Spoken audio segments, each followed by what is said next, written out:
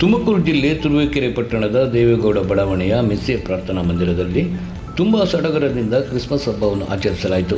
ಈ ಆಚರಣೆಗೆ ಪಟ್ಟಣ ಪಂಚಾಯಿತಿ ಮಾಜಿ ಅಧ್ಯಕ್ಷರಾದ ಮತ್ತು ಹಾಲಿ ಸದಸ್ಯ ಕೆ.ಟಿ. ಚಿದಾನಂದ್ ಹಾಗೂ ಬಾಣಸುಂದರದ ಕೃಷ್ಣ ಮಾದಿಗ, ಜನಪ್ರಭಾ ಪತ್ರಿಕೆ ವರದಿಗಾರ ಸುರೇಶ್ ಬಾಬು ಭಾಗವಹಿಸಿ ಕೇಕ್ ಕತ್ತರಿಸಿ ಈ ಸಮಾಜದ ಎಲ್ಲರಿಗೂ ಶುಭಾಶಯ ಕೋರಿದರು. ಈ ಸಂದರ್ಭದಲ್ಲಿ ಬಾಣಸುಂದರ ಕೃಷ್ಣ ಮಾದಿಗ ಮಾತನಾಡಿ, ಈ ಸಮಾಜದ ಮಕ್ಕಳು ಶೈಕ್ಷಣಿಕವಾಗಿ ಉನ್ನತ ಶಿಕ್ಷಣವನ್ನು ಮಾಡಿ ಎಂದು ಕರೆ ನೀಡಿದರು.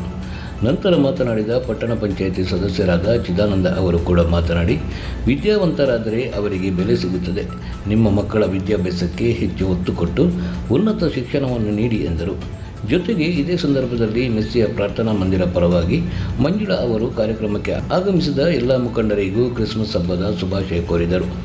ಜೊತೆಗೆ ಇದೇ ವೇಳೆ ಈ ಮೇಲ್ಕಂಡ ಮುಖಂಡರುಗಳಿಗೆ ಸನ್ಮಾನಿಸಲಾಯಿತು. ಈ ಸಂದರ್ಭದಲ್ಲಿ ಶ್ರೀನಿವಾಸ್, ವಸಂತ್ ಕುಮಾರ್, ಸಂತೋಷ್ ಬಾಬು, ಸಿದ್ಧಗಂಗಮ್ಮ, ಸುವರ್ಣ, ಮಂಜುಳಾದೇವಿ, ವಿಕಾಸ್, ಇನ್ನು ಅನೇಕ ಕ್ರೈಸ್ತ ಧರ್ಮದ ಬಂಧುಗಳು ಹಾಜರಿದ್ದರು. ವರದಿ ಸುರೇಶ್ ಬಾಬು.